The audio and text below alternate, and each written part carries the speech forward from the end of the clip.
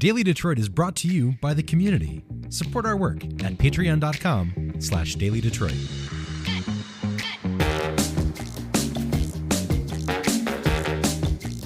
Hello, friends, and welcome to your Daily Detroit, sharing what to know and where to go in Southeast Michigan. I am Jer Stays, and it is Thursday, August 21st, 2025. Joining me at the table, we've got a full table today. To my left is none other than our Prince of Brightmoor, Norris Howard. How is the West Side? The West Side is always popping. Downtown is always popping. And we are keeping it fresh and positive and happy that for at least a couple days, it cooled off. Just enough. It's so good. It's so good. Yeah. So good for the dog walk. So good for everything. Beautiful week here in Detroit. Now, our guest is going to get into something that just caught my eye all over my internet feeds. So disappointing that this is happening right now. But you know what? This is a great... Not the guest, by the way. I was going to say, yeah. Not the guest, but the story itself. Yeah. Well, there have been a ton of locally focused AI deepfake things, whether it was Eminem and a student rapping supposedly, which did not happen, or a agency being fired for a Pepsi commercial, or a whole bunch of other stuff. I figured this was a great opportunity to get smarter. And who's going to help us get smarter but none other than Nick Mattar. He's a longtime friend of the show. He is part-time faculty at the Ilitch School of Business at Wayne State University and the founder and CEO of Marketing 1080. Welcome to Daily Detroit. Thank you for having me. And I take the other side of the weather. I enjoy fall temperatures, but I am down to sweat. I am down to be a little overheated and into the high 80s. But you know what? I'll take the couple of days in the 60s. It's fine. I'm with you. I just like a little break. But typically I'm with you. Summer is my favorite season. I love heat and hotness and being outside all day is fantastic. We're still one of the few states that hasn't hit 100 degrees this year. I know. Crazy. Usually we have that. I know. I was shocked. It was just a couple of Midwest states. We got a break from the wildfire smoke. Let's get into this. These stories, Nick, are wild. How many people shared them who, honestly, and I'm not going to call out anyone specifically because that's not my goal here. My goal is to teach folks. So many people that I have heard be like, I am all about actual information. I'm all about journalism. I'm all about all this other stuff. And then this raft of AI, it feels like we've hit the era where it's getting harder and harder to tell things apart. Well, there's too many people who have shared it. And I think it's really just an appetite for news, for information. People see so much misinformation, or what they know is misinformation and what they think is just negative. And then they see a heartwarming story like Eminem. Eminem brings a girl on stage, and then there's this great alleged photo of the two of them embracing. And you think, oh, that's great. And if I'm 60, 65 years old, I don't think anything of it. Like, that is great. That young man and that young lady, that's a quick share or a quick like or a little comment. And when in reality, it's all fake. And I've seen people with this one, not just like the 60-plus crowd, but people our age getting into it. And it makes me think of the fact, the difficulty with social media and news and information is that what shares is about what emotionally resonates. Well, and yeah, not just... There's a lot to unpack there. I would say, especially in the world of AI. AI as a topic really feeds to everyone's primal social media desire, which is, I want engagements, I want clout, I want followers. Nobody likes screaming into the void of social media. If people say, oh, I don't care if I have a following, I don't care if I have anybody who engages with my posts. Yes, you do. Yes, you do. You don't want 0 followers. You don't want 0 engagement or impressions, because then nobody saw it. Listen, I can speak to that immediately because as somebody who's done social media management for other brands, there's a difference between when I post and I get 30 likes and I'm like, oh my God, people like me. And then I go to this brand and I make a funny and I see it has 300,000 likes, and what that does to your endorphins, what that does to like your pleasure receptors. Like, I am not shocked that this kind of AI is, or this type of content coming from AI is what people are resonating with, in addition to the political stuff. But I'm not shocked that like good news AI is like stuff that people just don't even take a second pass at. Well, and I would say too, like I messaged Jerry yesterday about this, that there are really two types of AI content that people love. That idea of AI in itself, based on everything that's ever happened with ChatGPT and Claude and all these other things, that is always going to be an engagement magnet. But now, so too is the idea of the stuff that these AI platforms put out and that people share. So now we have two things to engage with. There's AI content and fake news that is put out by AI platforms or somebody that uses an AI platform to generate a story about Eminem, and then they went and generated an image about him as well, which is really kind of shocking. I did not expect that to happen a year ago. I knew the news about AI would always be out there. It feels like anytime Sam Altman opens his mouth, it's news, even though everything he says is like what a normal person would say. It's like, oh, but he said it. Or like a normal CEO. Yeah, well, yeah, a normal CEO, so not a normal person. None of those. Not a normal person, but a normal CEO, sure. Yeah. But it's really interesting because for me, if I look at all the content I've posted from my own account, from every brand account that I've ever managed, anything that mentions AI probably has 2 or 3 times the engagements. And it's just, that's what people kind of drift towards. And also I do think there's an element of the algorithms that are also pushing out that type of content. Which are also backed by AI as well. Right. So I think my question more so when it comes to AI content is less about prevalence, less about the tools themselves, because at this point, the genie's out of the bottle, right?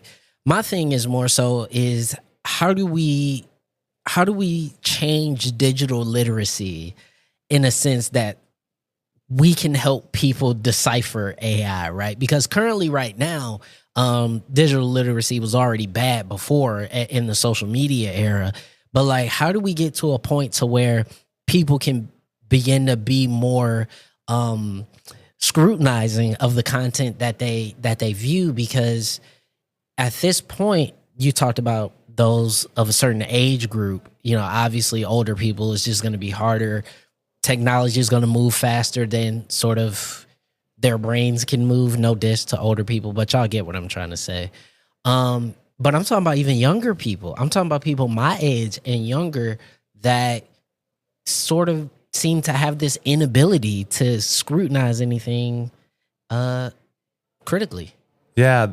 So I have spent some time thinking about this, and I mean, there's no single answer. There's no single best practice. And you see a lot about, you might see this on LinkedIn in particular. There's a lot of people that post about, there's certain parts of speech that AI platforms are going to put out there more. Like if you see an M-dash, it's probably created by ChatGPT.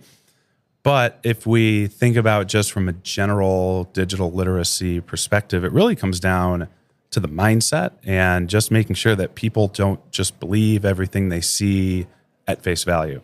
That seems to kind of be a thing that's been around for a while now. I feel like I've heard that phrase for years, where it was originally on TV and, don't believe like everything that you see on TV. But in reality, honestly, the TV stuff is probably more trustworthy now than what you see online, because literally anybody can put anything on a platform and go viral, and it could be completely made up. There's no accountability. There's no repercussions by default. And so we are really at a time where you kind of have to be more skeptical just all the time. When I was mentored in journalistic organizations, one of the things that I learned to do was to cross-read, to read laterally. And I don't know if this is the right thing to do or not, but to read laterally and say, okay, if this thing seems too good to be true, one, it probably is. Does it hit my emotional receptors? Does it make me feel really strongly? Also, that's a red flag, right? If I 100% agree with something, that is in my head, I'm like, I need to check that. And when I talk about lateral reading, what I mean is, okay, this is here. Let's look at a site that I know is left or right, or try to figure out a few different sources to say, did this thing actually happen? Is there a source video? Is there a reported story? Because a lot of these places, if something like that, like obviously this Eminem story isn't dangerous, right? It's flowers and singing and whatever. I But argue that see- it is though. But that's what I was going to get to. Yeah. That's what I was going to get to, is that it could be used. That same technique could be used for something much more sinister. Yeah, because to me, you know, I will take it to an extreme that I couldn't even, I'm taking him real extreme, so bear with me, right? Is let's take somebody who is dressed like in full mustache model regalia, right? And you know what I mean when I say mustache model, right? So full on, right? And he's just fully embracing like a guy dressed like Malcolm X. And somebody who has no context for either one of those people could sit back and just go, oh, wow, wonderful. Look at there. Everybody's getting along. And that is a dangerous narrative because it allows extreme ideology to become palatable. And that's my problem with this kind of stuff, is where it starts with sunshine, roses, flowers. Oh my God, look at this cool stuff that Eminem did. Which, by the way, if you know anything about Eminem and see that photo, you should know that man has only looked like that at his daughter's wedding and never again. Right. So like, even just having context of the type of people who are in the photo helps. But I think it just represents a more dangerous frontier that we're entering into, where people will pull on those emotional heartstrings and be able to begin to program public sentiment. Well, and to go back to Jer's original question here on the digital or I guess it was your question on the digital literacy. The thing that I always go back to as well is not only does it the lateral reading, right? Being able to look at both sides and ask, all right, do I agree with this too much? Is it too good to be true? I would also go back to the idea of why is there only one photo, and kind of like the classic journalistic idea of I need two sources for this, making sure that there was something else. Like, we knew about the astronomer CEO affair immediately. Like that absolutely happened. There was really, it was really just one video, but then there were all sorts of people coming out with all sorts of different stories and their own, like, it was, the hilarity in it to me was just how many different angles there were. And the contextual content, which is a phrase I've seen before, is like how much contextual content around the story is there, right? So if we see a story, it doesn't necessarily have to be, Jared, as you said, fully lateral reading in terms of how many people are talking about this exact thing, but all the supporting information around it that help flesh it out into a real event, a real thing, like the CEO affair thing. So when I'm online, a lot of people are saying, AI is terrible. It's going to kill creativity, all that other stuff. AI is here to stay, right? Or is it? Or tell me, you're an expert. No, I don't know if I'd call myself an expert. I would say I'm an expert in how it gets used by the common man here. Right. It's not going anywhere. I think it's moving a little slower than people thought. I think a couple of years ago, the big prevailing story in 2023 was ChatGPT is going to remove all thinking. Nobody's ever going to have to do anything. It's going to take everyone's jobs in a couple of years. And to this day, like there have been some nice advances. Video, especially on the paid Google Gemini version, it's like $200 a month. Crazy. That's really, really good. I've seen some people do some incredible things. But in terms of the content that just the everyday person can access and use, and that they understand how to use, it still has a long way to go. I think it's moving slower than we might think. And also we're finding there's a lot of hallucinating, a lot of just incorrectness that AI is doing, where I know you said creativity, Jer, and that's where, being factual might not matter as much. However, there is absolutely all of these red flags and these problems that have been around since the beginning of AI, of course, that continue to persist, that I think will continue to slow us down. I also think people need to think about how they use AI, because it isn't going anywhere. And like the guards and barriers you put around it, right? So you can tell it things like hallucinate less or don't hallucinate. You can say, focus on only this piece of content, which can be really helpful when you're trying to deal with large documents. Or for me, one way I'll do it, I get a ton of press releases every day. They're almost all not interesting, but I do like to get an idea of what it is so that the 2 out of 5, the 2 out of 10, the 1 out of 5 that I do want to talk about, I know to find those without killing 3 hours of my day in sludge. Well, and I can talk to that hallucination thing. I have a little story. I've even pulled up what happened here. So how I use ChatGPT pretty much is I use it for idea generation. An example is for my classes, I'll write case studies and I need a topic. I have a topic. I need an example. I need a company. And when it comes to something like I need a B2B company that people know that used advertising to grow. And if you Google it, you're going to get a bazillion different things. It's going to be very hard to do. So I'll ask ChatGPT, hey, I just need a couple of companies that actually succeeded with this. And then all I need are some KPIs and I'll go in and I'll actually like handle it. So, well, it gave me some. And I'm just going to do this quick back and forth. It said, all right, here's Slack, online advertising. And this is the first thing and I had prompt engineering, I know how to do this. Told it, hey, this has to be real. I put in all sorts of what I thought were guardrails. And it said when Slack launched in 2013, they invested heavily in targeted online advertising.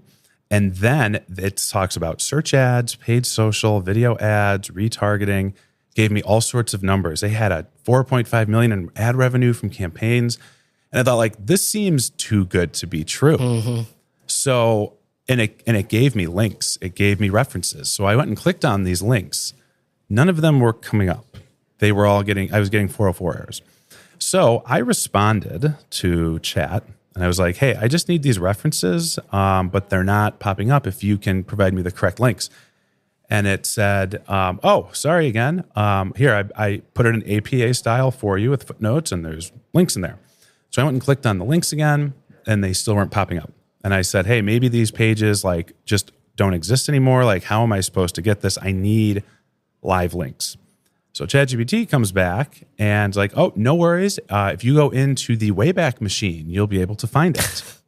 So I did it. I went to the Wayback Machine back to those years. It gave me a year. It gave me a month. And I was like, okay, this isn't working. I don't think these are real. And then chat says, you're right, Nick. I need to give you some real actual examples. It made up information, basically. Well, then it only dug itself deeper. It then gives me a couple more links. And one is it talks about this blogger who was really big on SaaS companies in the 2010s. So I looked this guy up. He's real. And he has talked about Slack. The problem is his story said the opposite, that said Slack was infamous for organic growth, no advertising. So I finally went back and I said, okay, I keep getting redirected. I'm not finding it. And I was like, are you sure this actually happened? And it's like, yep, it happened. Here's a couple of more. And it keeps digging and digging itself. Finally, I said, no, this didn't happen. I found evidence to the contrary. And finally, it came back hat in hand, metaphorical hat in hand, and said, you're right, Nick, this didn't happen. Sorry, I was a little off track today.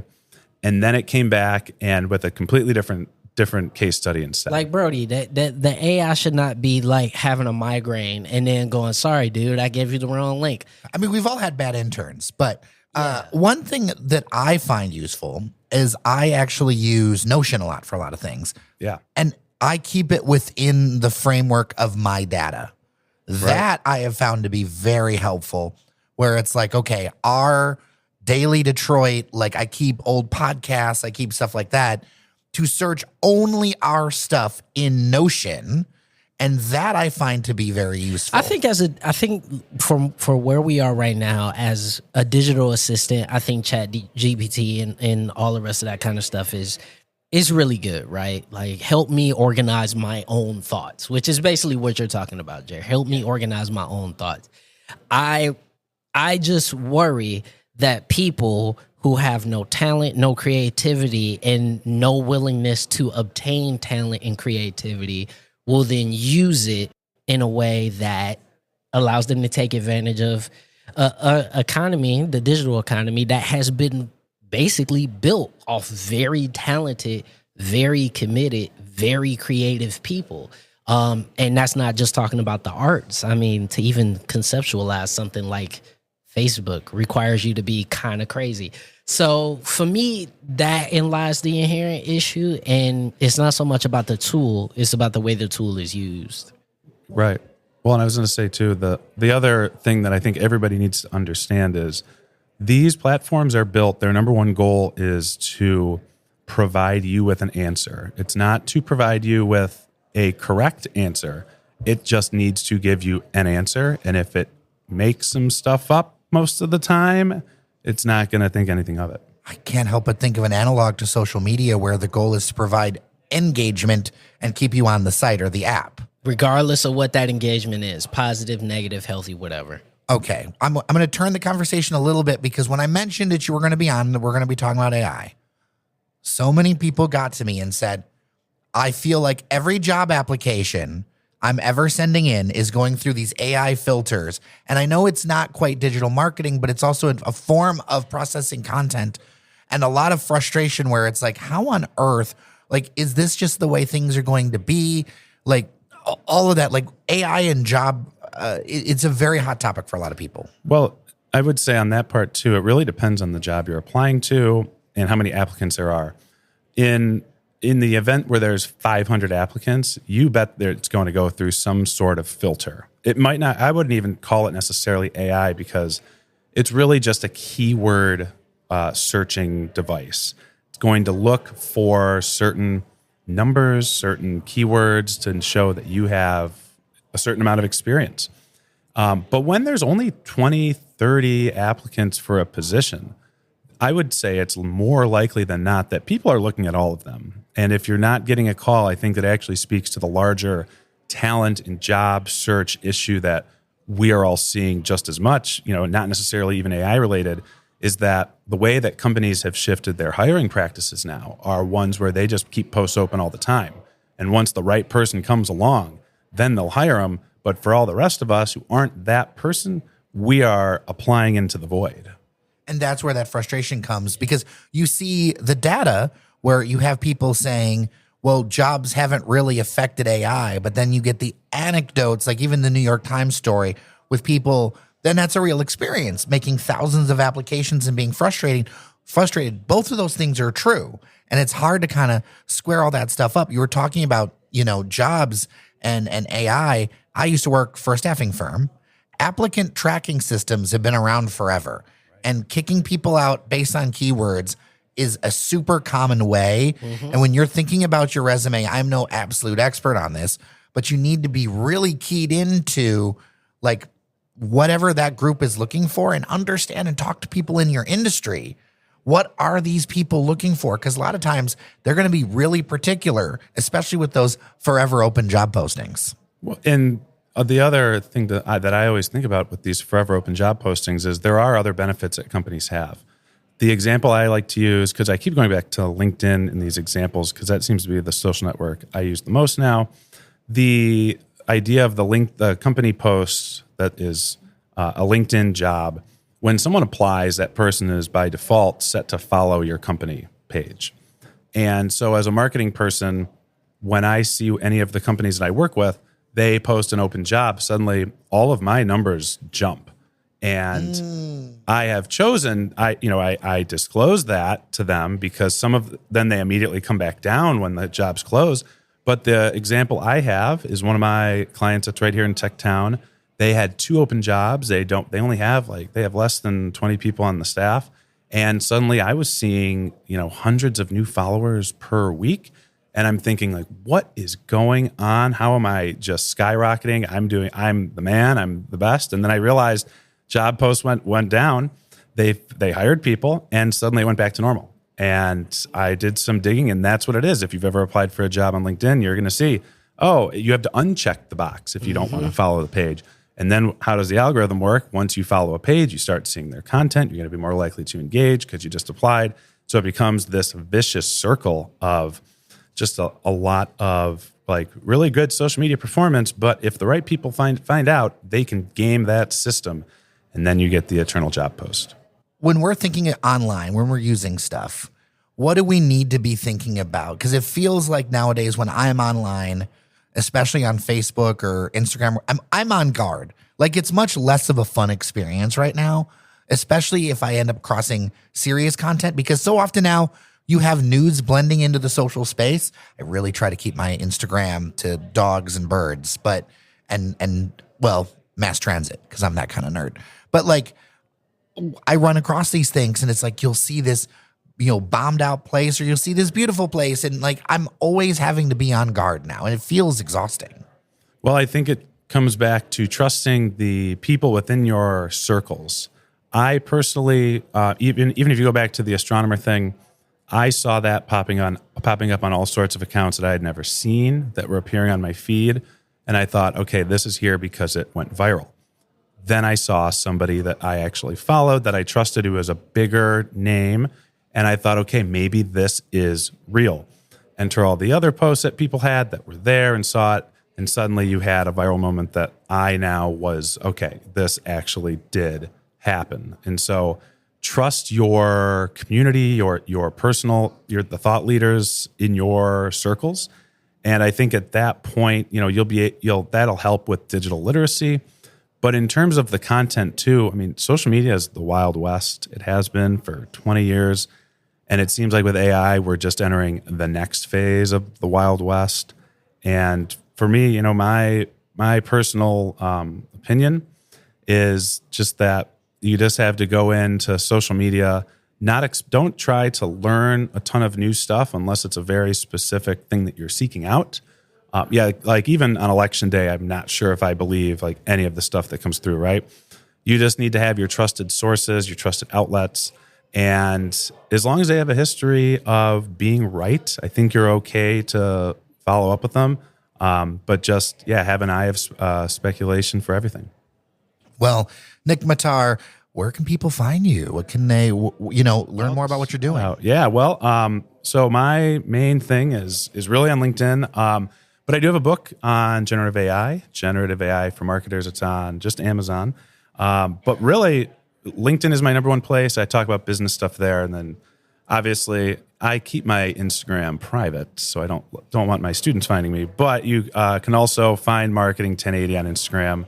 I'm sharing all the AI and social media stuff that we've talked about today over on there now too. Well, and if one does follow you on your personal stuff, there's you got good basketball thoughts. Yes, I try. There's a lot of sports. A lot of fun memes, and I try to do a meme dump, if you will, every now and then about the hot topics. And the astronomer one was the last one. Pistons, thumbs up or thumbs down?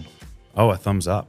All right. That's the first summer I've been able to say that in a long time. I appreciate that. All right. Well, that'll be it for today's episode of Your Daily Detroit. Remember to support us on Patreon, patreon.com/Daily Detroit. Local media needs local support to survive. With that, I'm Jer Stays. And I'm Norris Howard. Remember that you are somebody, and we'll see you around Detroit. Talk tomorrow.